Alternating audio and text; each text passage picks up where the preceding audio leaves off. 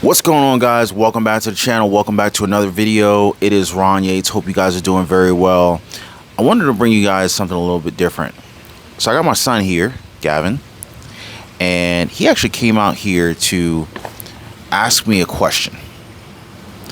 And I wanted to share this with you guys because I think this is going to be real helpful to anybody who's out there trying to make money, who's trying to increase their income, even if you have no money right now. So what was your question that you asked me? I asked if I can make shorts for you and have a 20 to 40% commission. Very interesting proposal. So he came to me and asked me if he could create shorts for one of my channels, one of my YouTube channels, and based on the revenue that the short generates, he wanted to earn 20 to 40% of the revenue that was generated. Now, I thought that was a very good idea. Just the simple fact that, how old are you? 14. So a 14-year-old had the idea to come up with that. You know, it's a great proposal. And the funny thing is as he came to me, I'm looking at his attire.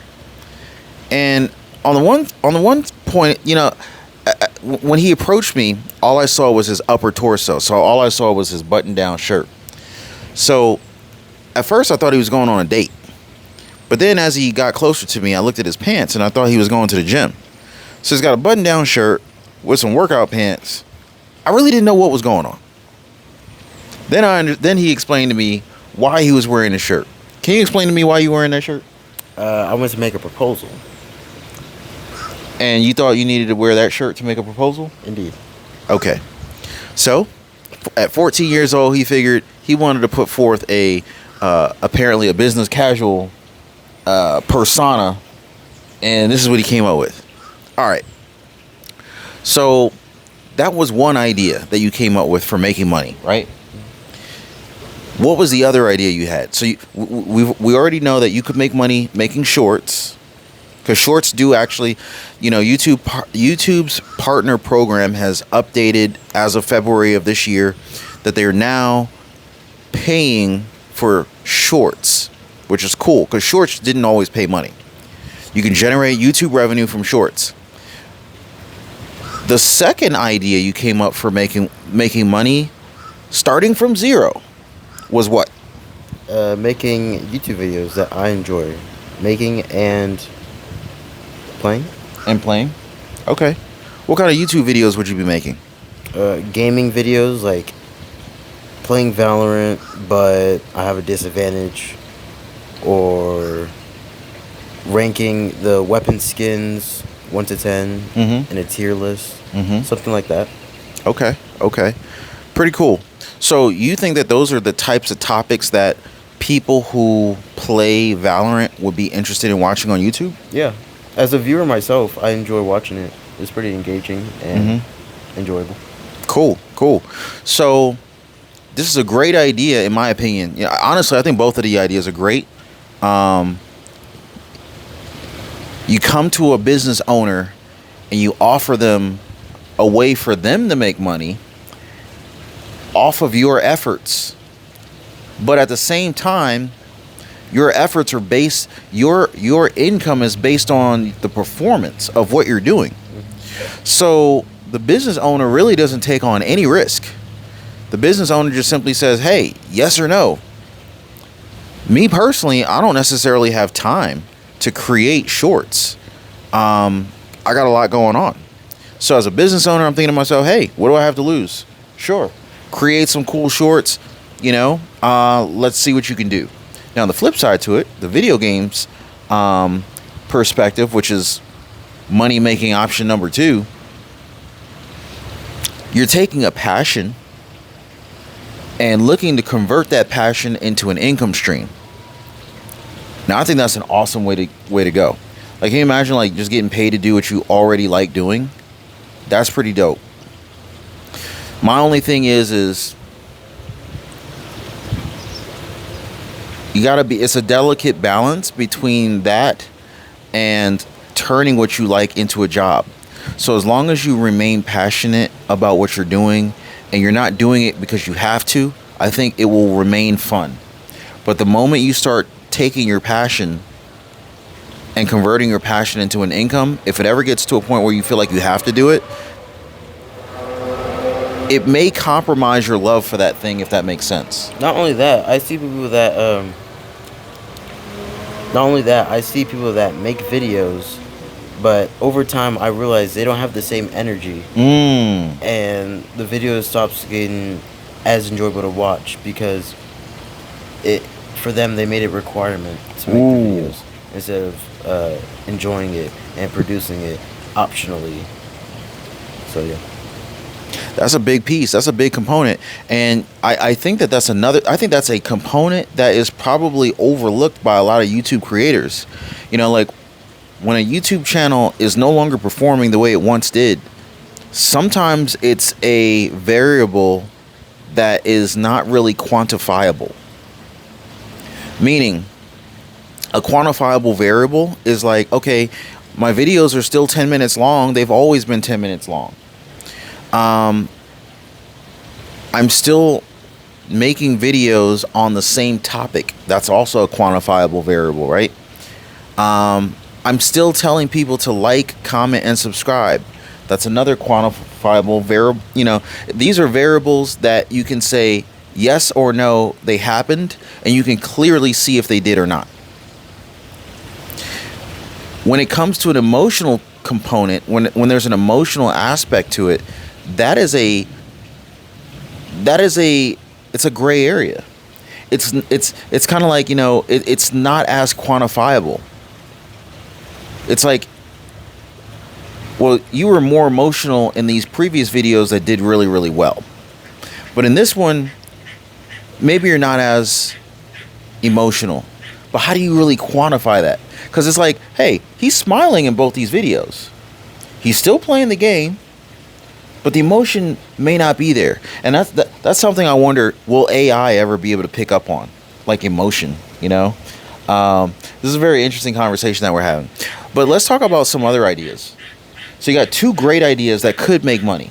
I mean, there's gamers out there that make millions of dollars a year between Twitch, streaming on Twitch, their Discords, streaming or uploading videos to YouTube. So many different ways that these different gamers are making money on these different platforms now. Are there any other ways to make money gaming online nowadays? Ooh.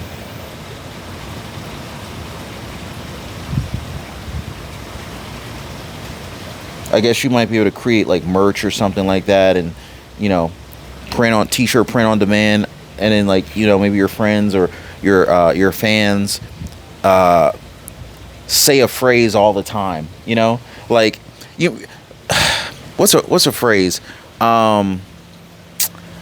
Think of, generally speaking, with every niche, there's like a phrase that people always say. Like when they get a kill, is there a certain phrase that they say? If someone's like cheating, is there a phrase that someone calls that? Anyway, there's usually some kind of slang associated with every single niche, and I don't know why I'm drawing a blank right now, but whatever that phrase is, I would venture to guess that if you put that on a t-shirt, people who understood that niche and are into it will probably buy it.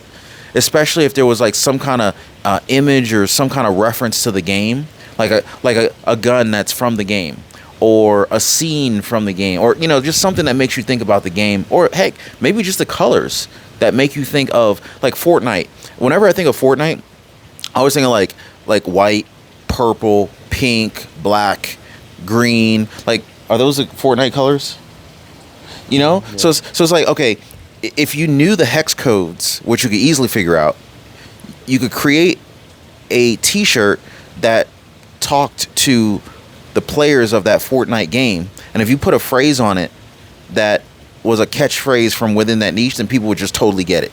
Like, people who are into like politics and stuff like that, they've heard of the phrase like, "Let's go, Brandon," right? Like that's a phrase that goes with, you know, in politics, right? I don't know why I'm drawing a blank right now, but there's so many different phrases that exist out here nowadays. If you put it on a t-shirt with the right context in front of the right audience, people will buy it. So, let's talk about some other ways that you could possibly make money today or super fast with minimal to no money out of pocket. Now, another thing you could do is, I've seen your video edits. You're a great video editor. And it's interesting how you've taught yourself over a short period of time, a fairly short period of time, you know how to create content. You know how to create content, but you also know how to edit the content to make the content way cooler than it would have been without you putting your magic touch on it.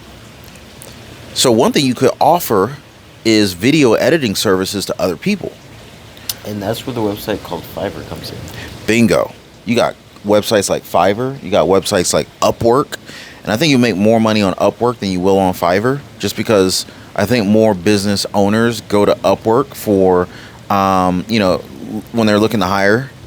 But yeah, you could totally leverage those platforms. You could build out a profile on LinkedIn and like really scale this thing. And how much money can you make editing? Well, the sky's the limit. Because just imagine, Steven Spielberg's making movies. Michael Bay's making movies. Every one of these movies you've ever watched is edited. Lyrical Lemonade with their music videos. Okay. What's his name? Cole Bennett. Okay. Oh yeah, music videos. You ain't never seen a music video not edited. Those are probably one of the most edited pieces of work you'll ever see. The scene changes like every 2.5 seconds. So it's like, this is one thing I always like to look at, and I love that I'm having a conversation like this with a 14-year-old. It's funny, like, there's not a lot of 14-year-olds that are looking at how to establish themselves financially at such a young age. So I'm really proud of you for that, by the way. But when that's the thing. We have to take, even as adults, we have to take we have to take an inventory of where we're at any given point in time, and say to ourselves, hey, self, what kind of skills and experiences do I have that I can monetize? Right? And one thing that I find extremely valuable is the fact that, number one, a lot of these skills nowadays you can teach yourself or you can learn online for free. So you can go from making zero money to making $50,000 a month, which is like unheard of kind of money like 20 years ago. Now you're not gonna go to $50,000 a month overnight, but I'm just saying, like, the point I'm trying to make is there's no limit to the income that could be made. The only limitation is your own creativity on what you are willing to try to do. Right? So your income is only limited by your own creativity. Never forget that. Right? And the efforts that you put in. The efforts that you put in, and the level of enthusiasm you're able to maintain in your attempt to figure out what will work. Meaning, most people will fail trying to figure out how to make money if they don't figure it out fast enough. And so what that means is, if you go out and try to make money and you fail on day one, will you go out on day two and try again? How many days will you go out and fail before you figure it out? Because eventually you're going to figure it out.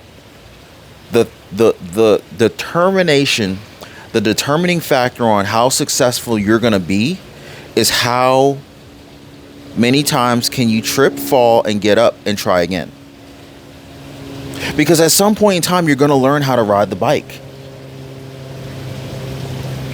It's only a matter of time. If you really want to do something bad enough, you're gonna learn, fail, try again. And with every iteration, you get closer and closer to getting better.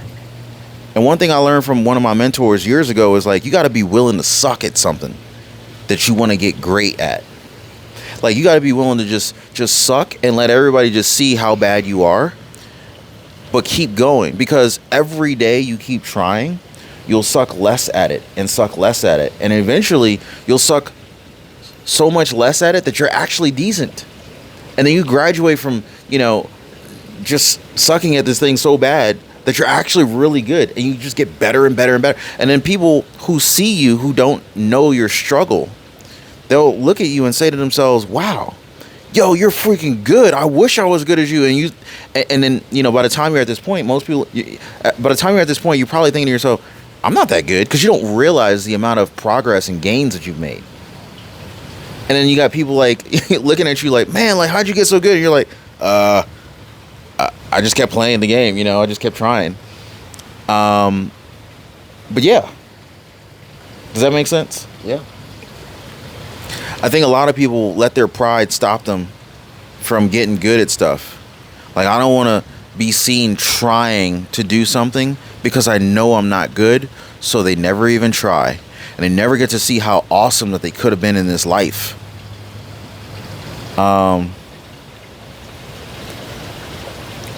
Pretty cool conversation, though. You also know how to make thumbnails. Like, this is just tip of the iceberg. I know you got a lot of skills. The thing, if your goal is to make money today, regardless of where you are in life, I would literally have to say, let's take an inventory, and we'll continue this conversation, but let's take an inventory of the skills you have. What do you like to do the most?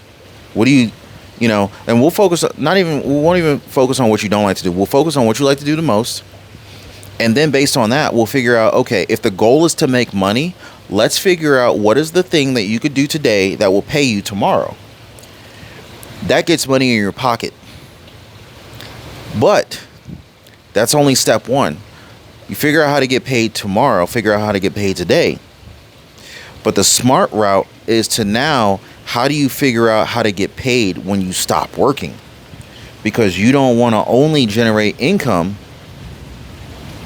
and revenue for time spent, because you would literally be trading your time for money. And usually when you start out, you're going to trade time for money, but you don't want to continue to do that. Trading time for money is like step one, but we have to evolve and escalate. You know, evolution allows you to get paid when you're not working.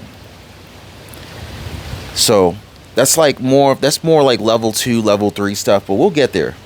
But I just wanted to have this conversation with you because I just thought it was pretty cool that you came to me with this business proposition. It was a great business idea. In fact, we'll keep coming up with more business ideas. I'm willing to bet it's about to rain out here. Well, we'll be fine because we're under this covering, but I'm willing to bet that we can come up with at least 10 different business ideas in the next 30 minutes. And then you can pick and choose what option you want to execute on first. What do you think? You think we can come up with 10 ideas? Within 30 minutes? Mm-hmm. Oh, yeah. Okay. So, anyway, just wanted to share this conversation with you guys. I literally almost forgot that the camera was here. If you guys got some value out of this video, drop a comment. Just say, you know, hey, I'm inspired. Let us know what kind of business ideas you have. Let us know if you know someone who is your business, not necessarily a business partner, but do you have a friend that you talk to about business ideas, side hustle ideas? Because what I find is that when you don't have someone to talk to, it becomes a little bit harder. You can, but when you have someone to talk to about these things, bouncing ideas off of someone else helps you to create more ideas. So if you don't have somebody, definitely subscribe to the channel, because these are the kind of topics and conversations I like to have on this channel. And I hope you guys are getting value out of this one. Don't forget to subscribe, drop a like for the video, and also take a look at the comments, because I'm gonna leave this guy's channel in the comments down below. If you guys want to go ahead and follow him on YouTube. So I hope you guys enjoyed. You guys be safe, and I'm gonna catch you guys on the next one. Take care.